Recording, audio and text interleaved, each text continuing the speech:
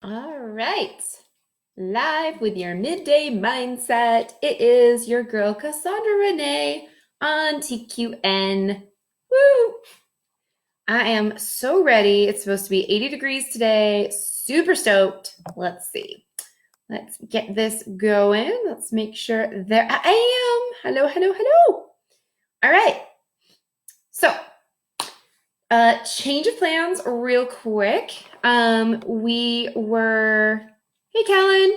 I was going to have a special guest on today, but we're changing plans because, life happens and that's cool. It's all good. So, I'm really excited to talk to you about today's midday mindset shift because it came everything's just falling in line, right? So I love going off the cuff. I never plan what I'm going to talk about with the midday mindset shift until like the day of. Hey Steve, thanks for being here. Whoever is here, definitely type in your comments, say hello. I want to say hello to you, and see what's going on, see what I can help you with. So, with the way I start my mornings, for those of you who have been tuning in and seeing what's going on, I always have a morning routine. And if you don't have a morning routine, I highly recommend you find one that works for you. I have been playing around with mine for the past, I don't know, whole life, forever. And, even in high school and middle school, I had some sort of a routine. And as I've gotten older, I've played around with the different mixtures, even the variances of what time I woke up. And I've had different routines when I've worked in nightlife versus when I've worked in during the days. And right about now in my life, I've got a pretty steady, for the past few years, regardless of when I've woken up, I've had pretty much a similar sense of my routine. And I work with medicine cards as a way, it's just kind of a fun way to, in a way, kind of get my horoscope. If for those of you who like to play around with horoscopes, they're not the same as horoscopes. For those of you who are not familiar with medicine cards, it is kind of like it's like Native American tarot card readings in a way, where if you ever see old movies with the witch doctors or the shamans with the satchel of like animal pieces, bones, where they would just throw them on the ground and read them. It's kind of like that, only a much more modern, humane version. And so I have these cards, and what I'll do daily is I'll just draw one, and each animal represents a different aspect or characteristic of life. And so rather than taking like a horoscope and trying to fit my life or my day into whatever the story is, it's more of a reminder of be aware of this aspect of your life or something like that. So I pulled this card this morning, and it's so perfect because it goes right along the lines of everything that we have been discussing in the Rise and Shine programs this week, along the lines of forgiveness. And it's so, so relevant to me in my personal life, hence, me pulling these for me in my morning practice as a reminder for what I've got going on. So since I go off the cuff, who knows, maybe I'll actually end up sharing with you why this is relevant in my personal life. Maybe I won't. But let me share with you what I pulled this morning. Armadillo. What? Armadillo? Yes, armadillo. What the heck does armadillo stand for? Those of you guys watching, I'll give you a couple of seconds to type in your guesses, which you think armadillo represents. For those of you who are not necessarily familiar with the armadillo, it's that cute little creature that when it gets scared or nervous, it balls itself up and it can even roll. It's got that hard coated armor. What do you think armadillo represents? Reminds you?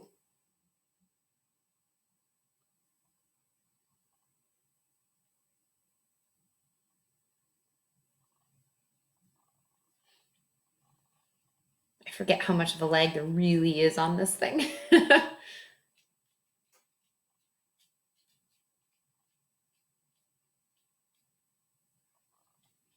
Anyone have any guesses what an armadillo represents?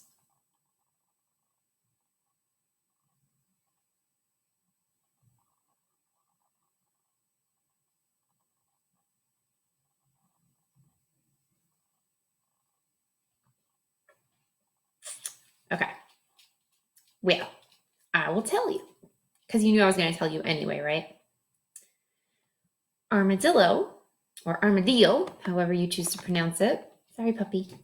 Sorry. Fear. Oh, thanks for participating, Steve. That is incorrect. Rabbit actually represents fear. Armadillo represents boundaries. Hey, Al. Thanks for being here, buddy. So let me read to you a little bit out of my medicine card book, because I think, especially if you've been watching the Rise and Shine program, this goes right along. I mean, even if you aren't watching that, it's your midday mindset shift, and boundaries are always applicable for whatever you're going through, especially in quarantine, especially if you're quarantined with other people. And even outside of quarantine, in work, in personal relationships, in friendships, in life, in romantic relationships, boundaries are healthy. Boundaries are important. And yeah, so let's go with that. Armadillo. Armor all my boundaries, teach me my shields, reflect all the hurt so I will not yield. Armadillo wears its armor on its back, its medicine a part of its body. Its boundaries of safety are a part of its total being. Armadillo can roll into a ball and never be penetrated by enemies. Enemies. What a gift it is to set your boundaries so that harmful words or intentions just roll off. By the way, I don't know why I kept saying Windex earlier when I meant Rain-X. So it rolls off. That's what I meant when I was talking about protecting yourself, shielding yourself. Rain-X, not Windex. Yes. Anyhow. What a gift it is to set your boundaries so that harmful words or intentions just roll off. Your lesson is in setting up what you are willing to experience. If you do not wish to experience feeling invaded, just call in armadillo medicine. A clue to how to proceed is to make a circle on a piece of paper and see it as a medicine shield. Now, I actually am literally going to do this as soon as I get off of this video today. So I hope you guys will all join me, because I'm actually really excited to do this in real life. So make a circle on a piece of paper and see it as a medicine shield. You don't have to see it as a medicine shield, but take this as an exercise. Regardless of what your personal beliefs are, this is actually a really cool exercise in visualization and setting boundaries in general. In the body of the shield, write all the things you are desiring to have, do, or experience. Include all the things that give you joy. This sets up boundaries that allow only these chosen experiences to be a part of your life. These boundaries become a shield that wards off the things which are undesirable to you. The shield reflects what you are and what your will is to others on an unconscious level. Outside of the shield, you may put what you are willing to experience by invitation only. For example, a visit from a long-lost relative, or criticism from friends, or people needing handouts. Hey, Ron, thanks for being here. If Armadillo has waddled into the cards you chose, it is time to define your space. You may have been too willing to let your home become a bus station. You may find that you cannot say no even when you know that you will have to cancel plans to be obliging. This routine can get old in a hurry. It may be time to ask yourself the following questions. Am I honoring the time I need for my personal enjoyment? Do I let others treat me like a doormat? Why do I always get upset when I'm taken for granted? Is there a reason for my being a yes person? All of the answers to these questions relate to setting up boundaries, what you will and won't do, what makes you feel uncomfortable, and what is comforting to you. How you react in any circumstance has to do with your ability to be objective. You cannot be objective if you cannot tell where the other person's personality stops and where yours begins. If you have no boundaries, you are like a sponge. It will seem as if all the feelings in a room full of people must be yours. Ask yourself if you are really feeling depressed, or if this feeling actually belongs to the person you are talking to. Then allow Armadillo's armor to slice in between, giving you back your sense of self. So there's a couple of really good nuggets in there. And I really, really like the idea that, I mean, think about when we make vision boards, right? And when we journal about the things we desire, we put things in front of our consciousness so that our subconscious absorbs it. We make all these notes so that we absorb it. But we create these boundaries in those situations, but we don't necessarily create boundaries for the things with the way we allow others to treat us. We're really good at creating boundaries when it comes to setting things up for friends, right? If I were you, I would, no, you worry about you because you're not the other person and you would do exactly the way the other person would do if you were them. So that doesn't work. So it's time to take some of your own medicine. What would you have yourself do? What would the advice that you would give somebody else? Why don't you start doing it? So drawing a circle on a piece of paper and putting in all the things that you desire to have, do, and be, and envisioning, it's kind of a way of manifesting, right? Envisioning that anything outside of that circle, nope, rain X, not allowed, not coming in. And maybe outside of the circle, you might allow some of these other things, but they're not just automatically accepted. Discernment, right? You have to be able to say, you know what, not today. Or, you know what, okay, sure, come on in. But you get to decide. It's creating those boundaries. And so I don't normally link my midday mindset segments with the Rise and Shine program. I mean, if they relate, great. If not, no biggie. But when we were talking before about forgiveness, and the more you can forgive and rapidly forgive, the happier you can be, the faster you can just let things roll off of you.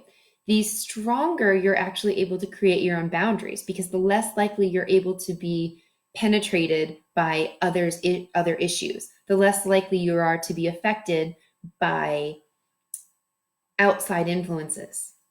And the more you focus on the positive things in your life, the good things that are going on, the more you'll draw that to you.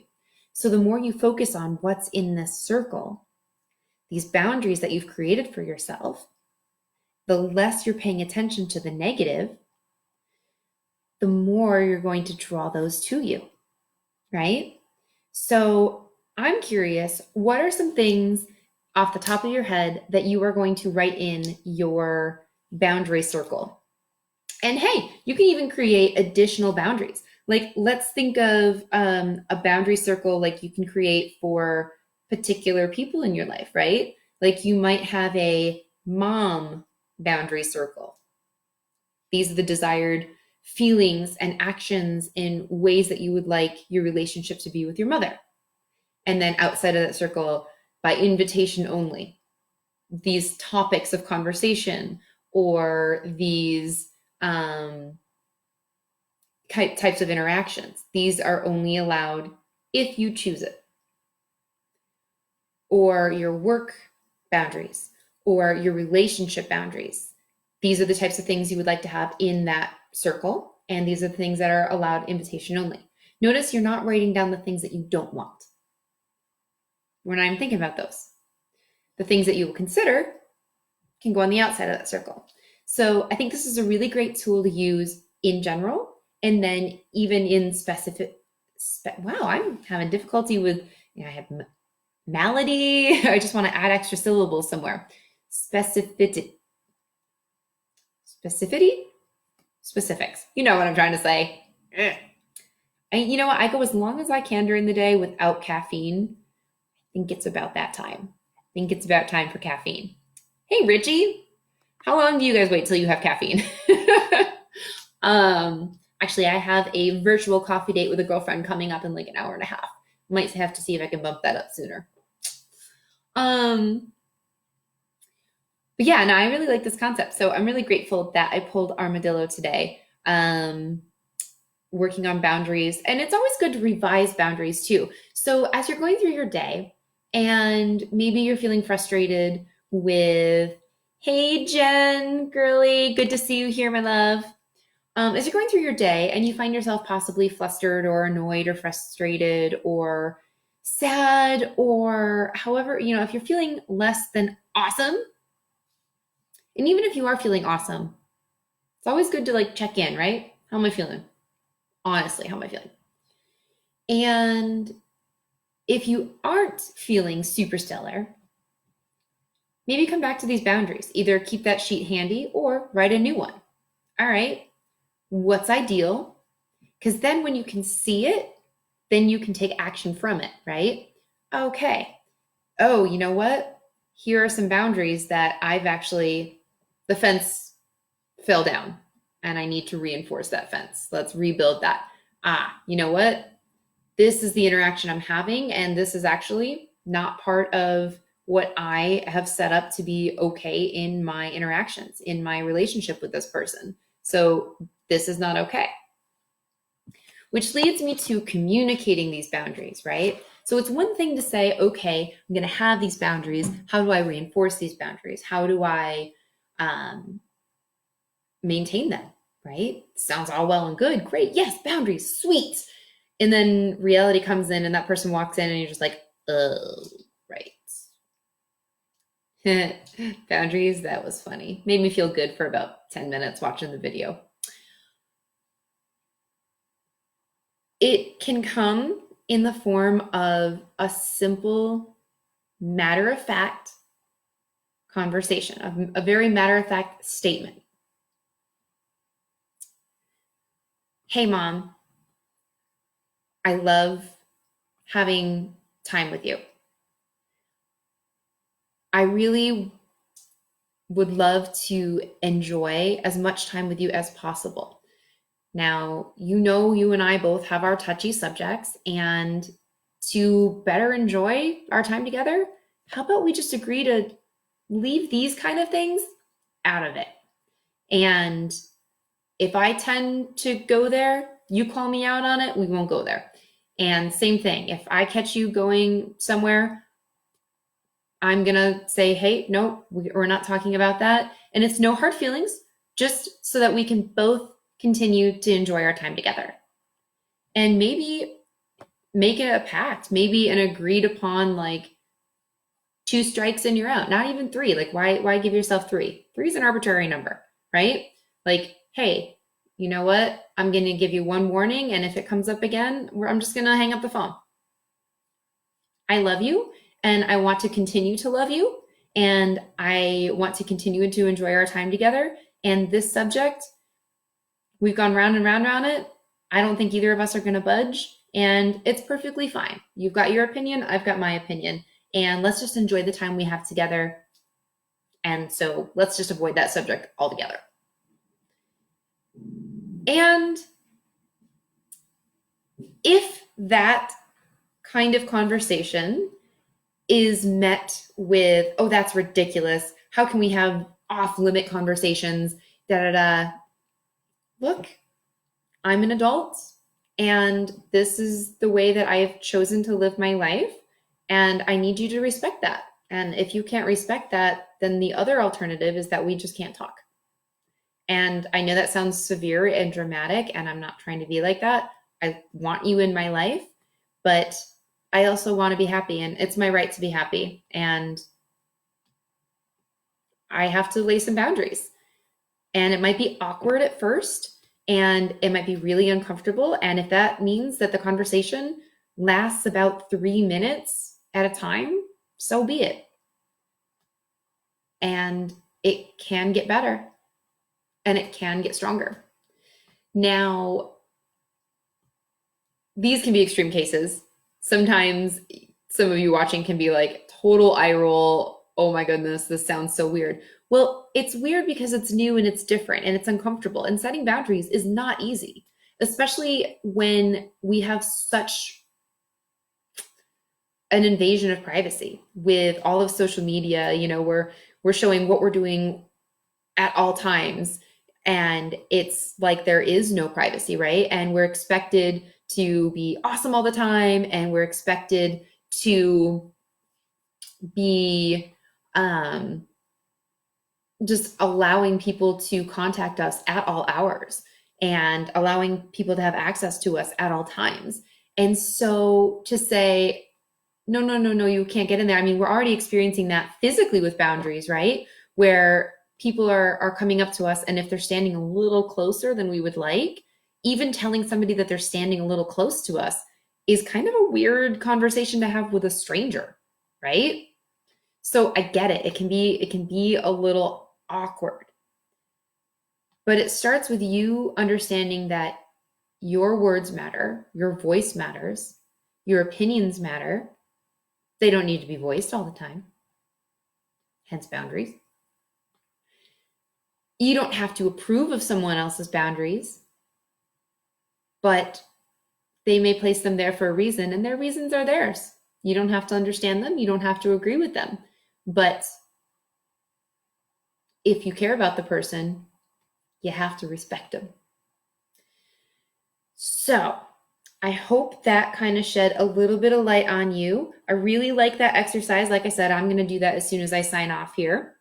So to get started with boundaries, really take a look at what are the things that you choose and desire to feel, be, and experience and do in life, both in general, as well as with your interactions and relationships with certain people. And write in a circle those things. And then outside the circle, what you would allow into your life by invitation only. And when situations do arise, you can use that to reflect on and say, you know what? Is this going along with what I wrote down? If not, that's when you can start coming up with ways to have those conversations. Now, are you in curiosity mode? Are you wondering, okay, I could use a little bit of help in forming these kind of conversations. This is going to take some work. Here's the situation. I don't know how to approach it, or this person isn't even aware that I have this issue with them and I would like to work through it. Whatever the case may be, guess what? I'm available for you. So I have put together this program. Now I'm always available. If we have not worked together yet, you can schedule a free clarity call with me, totally free. Send me a message. I'm available. We can hop on a call, half an hour. You and I can work together and we'll put together I call it a success plan. Whatever it is that you're working through, we will hash it out and give you an actionable plan of what you can do after you get off the phone with me to take steps towards actually working towards and through obtaining whatever it is, that goal that you have or that problem, that challenge that you're working through. So if it is working through boundaries with somebody, if it is forgiveness, if it is, you name it, let me see how I can help. So you can message me. We can schedule a free clarity call. Amazing.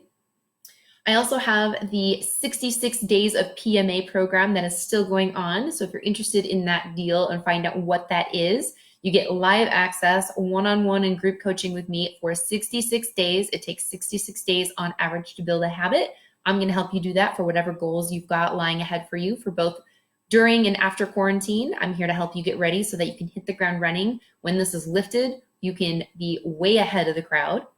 And so message me if you're interested in more about that. And this Friday, I am hosting another free group coaching that is going to be 4 p.m. Pacific Standard Time, 7 p.m. Eastern Standard Time. That is totally free. send me a message so you can get so I can get your email so I can send you the link to join. So email me 66 days of PMA and the free group coaching and the free clarity call. Lots of things. Send me an email or just send me an email to say hi. Send me an email. Let me know if you like my hat. I don't care. Send me an email. Just say hi. I want to talk to you. I want to meet you. Mwah. As always, cough in your elbow, wash your hands, and stay home. Love you guys.